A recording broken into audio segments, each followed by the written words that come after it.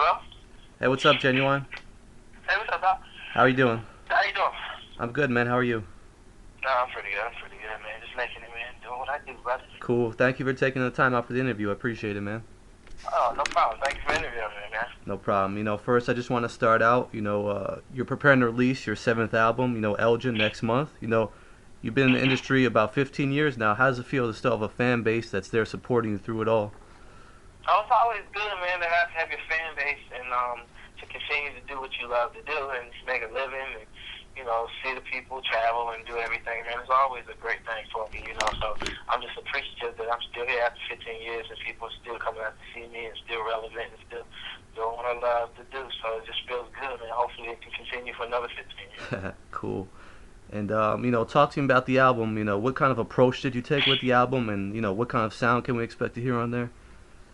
Oh, with this one, man, I always felt like if it ain't broke, don't fix it. You always take care of your base and your how you started and what people supported, which was my strength has always been slow songs, so I never deviated from that. I always took care of my base, and that's just doing slow songs and just pouring out my heart in song. And with this one, I don't never go in there saying, I'm going next, I'm going that direction. I tell them, you know what, I need a hit.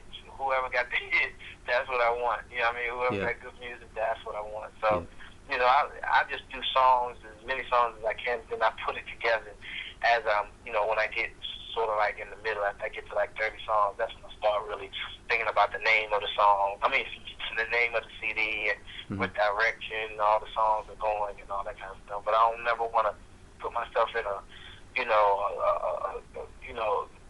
just corner myself. I just want to be able to express whatever I want, whatever I can express in song, and just pick after that.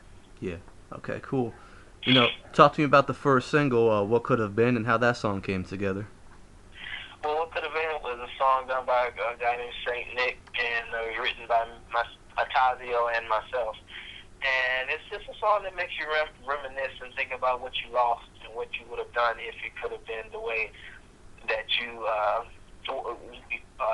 think about what you have lost, and then you're just thinking about also what could have been if you'd have kept that person. So that's pretty much what it is. Pretty self-explanatory. It's just that phrase, what could have been. Yeah. It's pretty much talking about a relationship with somebody, like I said, you had somebody, but you lost them, and what could have been if you kept them. Cool. And I know we've seen promo videos recently for Break and as well as Heaven. Have you decided on either of these as a second single, or what's up with that?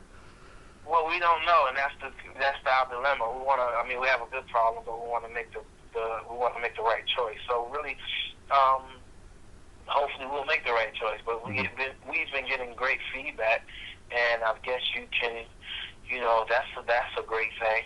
So I don't know, man. We're gonna go with whatever people really feel the most. And right now, a lot of people are, well, it's neck and neck, really. I always ask if they go with Break or they go with Heaven. So Heaven was done by Tank. So, maybe we'll go with that. I'm not sure, but it's a good problem. Okay. Yeah, you could put me down for Heaven, man. That's my choice right there. Oh, okay. That's what's up. I appreciate that, man. Yeah, definitely. And I wanted to ask you, in a Ustream session you did a few months back, you were talking about choosing between Heaven and Drink of Choice as the first single. What made you go in a different direction? Really, I didn't want to press the issue of something that I like, because what I like is drink of choice. But I didn't want to press the issue this time because we're going towards a different format and towards a different. I'm older now, and I do like younger sounding indie songs. You understand what I'm saying? But Heaven is more of a heartfelt, no time limit type song. You know what I'm saying?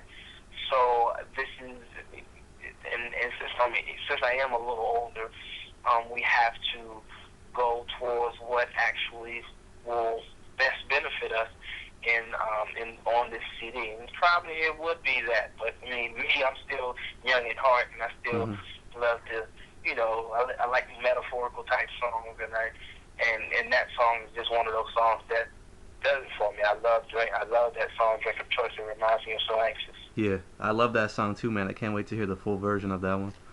Thank you. Yeah. So, I've been a fan of yours, throughout your career. So I got a couple questions now for you, from earlier in your career. Going back to your first album, The Bachelor. What do you remember most about the recording of that album, and how's that compare to what you're doing now? Like, what's the major differences?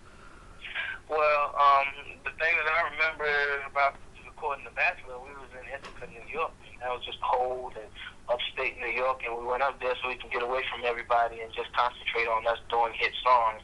And Timberland, myself, and at the time I had, a few friends that come up there with me, and it was just one of those times where we just wanted to make sure that we didn't have no problems with nobody. We wanted to be, we wanted to make sure that we were, closed off from things and things that can distract us. So that's pretty much what I remember. Them were actually great times for me. I really loved the fact that me and Timberland was really, working together hard in the studio with no distractions and just being creative. And that's the way you like to be. Mm-hmm. Unfortunately, a lot of times now, everybody is, going in different directions and have their own thing going on. And, you just always reminisce about those good times. But, hopefully we can create that magic again in the future also. But I did love the process, and it's just something I'll never forget. Cool. I noticed throughout your career, you've had a hand in writing a lot of the songs, on your albums, Yeah, is there earlier on. Yeah, earlier on. Is there a particular song that stands out to you as one of the best you wrote, or Differences. Okay. Is probably one of the best ones that I've written. Because that was a time in my life where I was going through a lot of hardship, and it was therapeutical, for me. Mm-hmm. And it was a way for me to get a lot of my frustration out, my hurt, and that song I wrote for my wife, and she's been by my side, and she was one of the people that really helped pull me through my depression stage and all that kind of stuff. So that song was for her, and that's what I would have to say that was the best song. Oh, nice, very nice. And you've also had a lot of collaborations over the years with many artists, many big names. Is there one that stands out to you in terms of who you've worked with? Not really, man. I had fun with all of them. P. Diddy, Fat Joe, Nas, Aaliyah, Missy, Timbaland. I've Player, Static. I've had the privilege to work with all of those great talents. Mm-hmm. None of them really were better. You know what I mean? I always say Aaliyah stands out because she's, she's no longer here, and that just makes you always remember the times when you were in the studio. So, none really other than that stands out because I had fun with everybody. Okay, no, that's fair. I'm curious though, through the years when you're going, through your album to pick out what's going to be a single, because you got so many good songs in your album. What's the process like for picking out, what's going to be a first single? On the last record, I knew when I heard it, which was my last chance. I knew when I heard it, I was like, I don't care what none of y'all say, this is a single. You know what I mean? So it really wasn't a lot of arguing. Actually it was. Let me take that back. It was a lot of arguing and a lot of pressure for me not to do that song as far as letting it out of the first. And, I had my feet firmly planted on the ground when I was like, no, this is it. I'm not doing a video to another song. This one is it. And luckily I was correct. I pretty much am an artist that's been here for a while, and I pretty much know what works better for me. So that was just one of those songs I was like, y'all bugging. This was the best one. Yeah. Huh. Interesting. So. Just out of curiosity, what was the other choices like that they wanted you to do for that album? I forgot the name, man. Oh, okay, no problem. If you said the names, I'll know it, but I forgot the name. I know it if you say it, but like I said, I got so many albums I can't remember. Was it Get Involved or Open the Door? Nah. No, it wasn't Open the Door, wasn't Get Involved. Orchestra? We actually came out with a Get Involved Overseas. It was like a slower one. Orchestra? No. Keep going. That song you did with Jonte, damn, I can't remember the name. One Time for Love. Yeah, there you go. That one. Alright, cool. Yeah. I want to ask you, it seems like a lot of your fan base is still, hoping you'll work with Timbaland, but then a lot of your other fan base is saying, I like what he's doing currently. How do you kind of make, keep everyone happy with your music?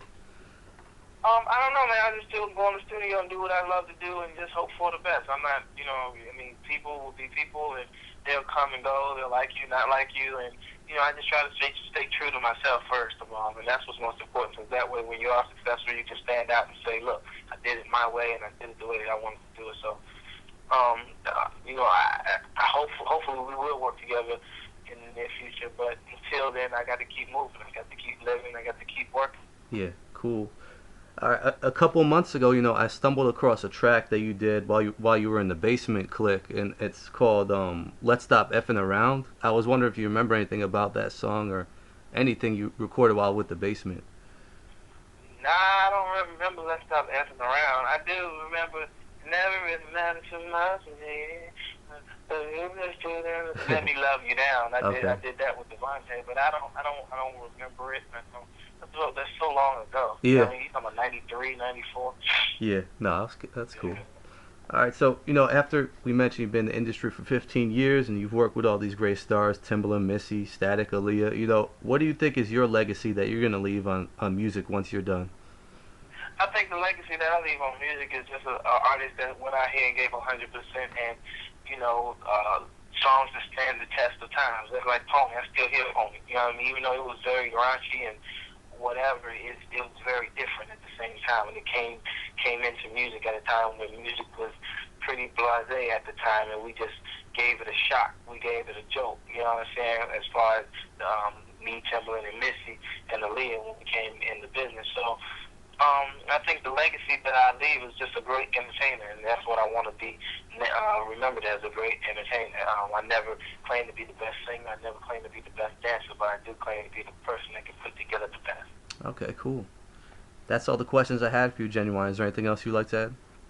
That's all good, man. I just want to say thank you to everybody that's been supporting. Thank you to you that's been supporting for a while, obviously, because you know all the songs. Yeah. Appreciate that, my brother. And everybody follow me, Ginuwine09 on Twitter.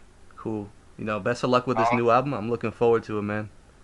Thank you, man. God bless you, man. You have a blessed one. Thanks, you too. Take care. Peace.